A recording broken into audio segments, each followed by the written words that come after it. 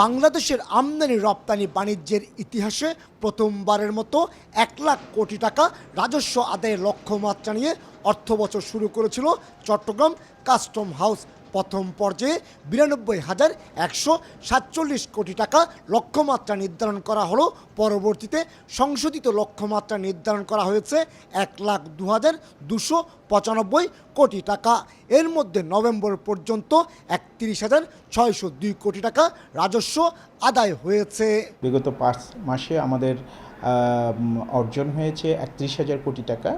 শতকরা হিসাবে যেটি 9% মতো প্রবৃদ্ধি আছে আমাদের। এই মুহূর্তে আমদানি বেশি হচ্ছে আমাদের ভোগ্যপণ্য, যেহেতু রমজান সামনে রেখে যেমন তুলনামূলক ভোগ্যপণ্য আমদানি বেড়েছে, তেমনি জ্বালানি তেল ও শিল্পের কাঁচামাল আমদানি হচ্ছে বেশি।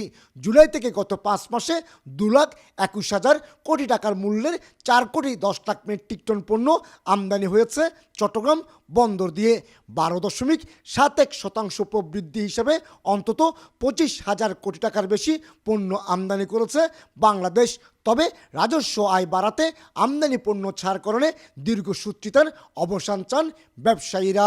আমাদের যে কাস্টমসে যে সময়গুলো নষ্ট হয়, আমার একটা প্রোডাক্ট আসলো, আমি কাস্টমসে যাই, এখানে অ্যাসেসমেন্ট করতে টাইম লাগছে।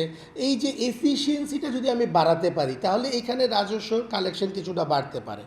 এবং আমরা যদি হয়রানি না শিকার হই, তাহলে কিন্তু ইকোনমির সিচুয়েশনটা চেঞ্জ হয়ে যাবে এবং আমাদের দেশে আবার কিন্তু ইকোনমিটা চাঙ্গা হয়ে যাবে। একদিকে জাতীয় রাজস্ব বোর্ডের লাখো কোটি টাকা আদায়ের চাপ, অন্যদিকে ঘন ঘন সার্ভার ডাউন অনেকটা ভাবিয়ে তুলেছে শুল্ক কর্মকর্তাদের।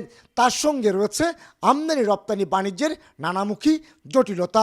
এক্ষেত্রে লক্ষ্যমাত্রা অর্জনে এসব জটিলতা দ্রুত নিরসনে ব্যবহারকারীদের দাবি যেমন রয়েছে, তেমনি প্রয়োজন অনুযায়ী ব্যবস্থা নেওয়ার কথা বলছেন কাস্টমস কর্মকর্তারা।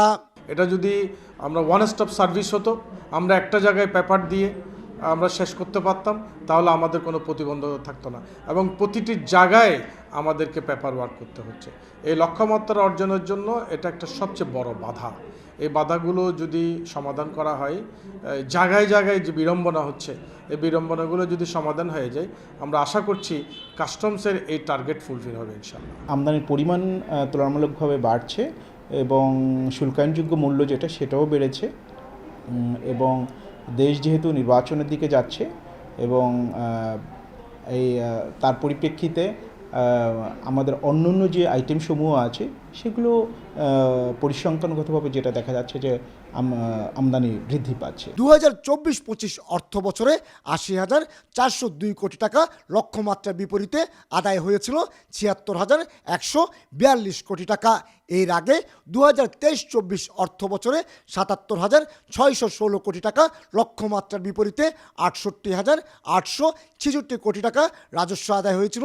এটি রাজস্ব আদায়ে এই যাবৎকালের রেকর্ড। প্রতি অর্থ বছরের শুরুতে রাজস্ব আদায়ের লক্ষ্যমাত্রা নির্ধারণ করে দেয় জাতীয় রাজস্ব বোর্ড, কিন্তু বছর শেষে চট্টগ্রাম কাস্টম হাউস সে রাজস্ব লক্ষ্যমাত্রা অর্জন করতে পারে না, তবে কাছাকাছি পর্যন্ত পৌঁছায়। এবার অনেকটা ব্যতিক্রম, কারণ রাজস্ব আদায়ের লক্ষ্যমাত্রা নির্ধারণ করা হয়েছে 1 লাখ কোটি টাকা। কাস্টম কর্মকর্তারা আশা করছেন জটিলতা নিরসন করে সে লক্ষ্যমাত্রা অর্জন সম্ভব হবে আগামী 7 মাসে। চট্টগ্রাম কাস্টম হাউস থেকে কমল দে, সময় সংবাদ।